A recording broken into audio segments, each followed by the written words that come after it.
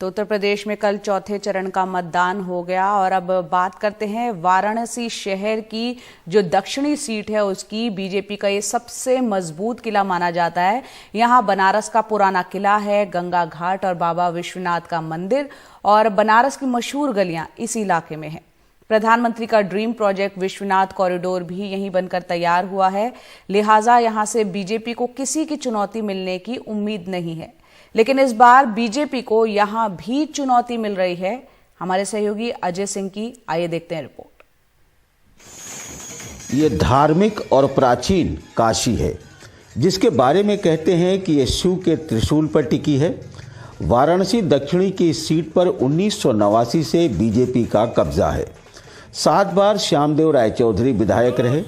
2017 में बीजेपी के ही नीलकंठ तिवारी ने जीत दर्ज की। प्रदेश में कैबिनेट मंत्री भी बने। इस बार भी जीत का भरोसा प्रधानमंत्री के नाम से ही है। काशी का प्रत्येक व्यक्ति भारतीय जनता पार्टी के साथ रहा है और काशी का एक एक व्यक्ति आदरणीय प्रधानमंत्री जी जो हमारे सांसद है, यशस्वी सांसद है, उनके प्रति आत्मभाव रखता है, उनके प्रति आत्मीय लगाव रखता है और आदरणीय प्रधानमंत्री जी के वैश्विक स्वरूप को अंगीकृत करते हुए और पूरी तरह से आदरणीय प्रधानमंत्री जी के एक एक संदेश को एक दैवी संदेश मान करके काम करता है। आदरणीय प्रधानमंत्री जी का संदेश है, उस संदेश को लेकर हम लोग आगे बढ़े। विश्वनाथ कॉरिडोर इस बार बना, बड़ा आप लोगों ने कहा, पर्यटन मंत्री थे, काफ़ी विकास हुआ, विश्वनाथ कॉरिडोर बना, गलियां बड़ी सुंदर हुई। इसका इम्पैक्ट क्या देखते हैं आप? इसका इम्पैक्ट यही है कि काशी में दक्षिणी सहित हर विधानसभाओं में पिछली बार की जो मार्जिन थी वो दुगुना होने वाला है।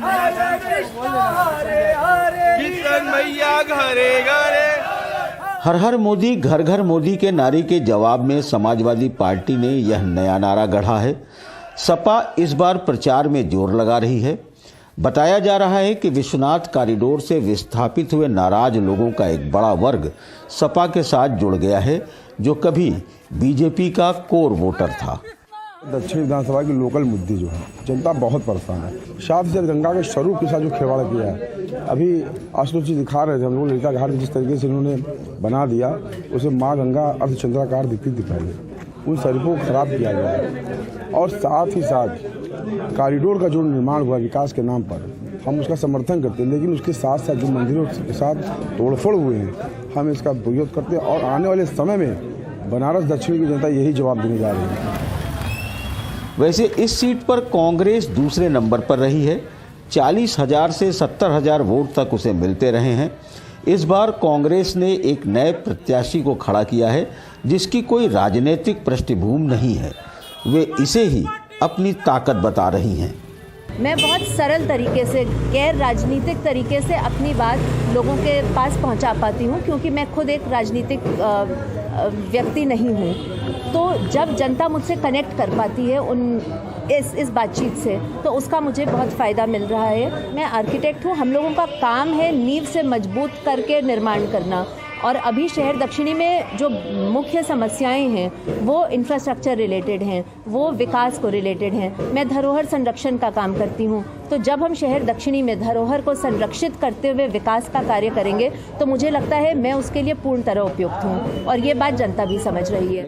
शहर दक्षिणी में तकरीबन 1.25 लाख के करीब मुसलमान वोट हैं। उसके बाद व्यापारी वर्ग आता है, जिसमें खत्री, बनिया और मारवाड़ी के वोटों की संख्या तकरीबन 80,000 के आसपास है। ब्राह्मण 30,000, मल्लाह 18,000 और यादव तकरीबन 17,000, जबकि दलित 10,000 और भूमिहार 15,000 के आसपास हैं। इस बार भाजपा का कोर वोटर ब्राह्मण ही विश्वनाथ कॉरिडोर की वजह से नाराज नजर आ रहा है।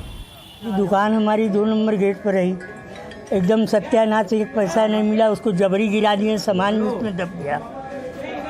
1 पैसा नहीं दिए, लड़कियों सब हैं, पढ़ाई लिखाई, हम लोग तब से बैठे हैं, कोई काम न धंधा न रोजगार, क्या करें बताइए।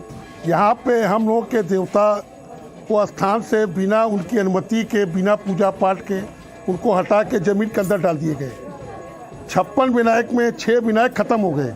वो धर्म की बात करेंगे, अधर्म को पर्यटन बदलेंगे, ऐसा धर्म मुझे नहीं चाहिए। यह नाराजगी अगर दूर नहीं हुई तो बीजेपी की आसान लगती राह मुश्किल हो सकती है। हालांकि प्रधानमंत्री खुद यहां 3 दिन रहकर प्रचार करेंगे। वाराणसी की शहर दक्षिणी सीट बनारस का दिल भी है और बीजेपी का गढ़ भी। यहाँ बने विश्वनाथ कॉरिडोर और दूसरे विकास कार्यों को लेकर बीजेपी प्रदेश में एक अलग तरह की छवि बनाने की कोशिश में लगी है, लेकिन स्थानीय स्तर पर विपक्ष इन्हीं मुद्दों पर उसके जीत की गणित को उलझाने में लगी है। ऐसे में प्रधानमंत्री नरेंद्र मोदी के 3 दिन के प्रवास से विपक्ष अपने मंसूबों पर कितना कामयाब हो पाएगा, ये आने वाला वक्त बताएगा। वाराणसी से पुरुषोत्तम के साथ अजय सिंह, एनडीटीवी इंडिया।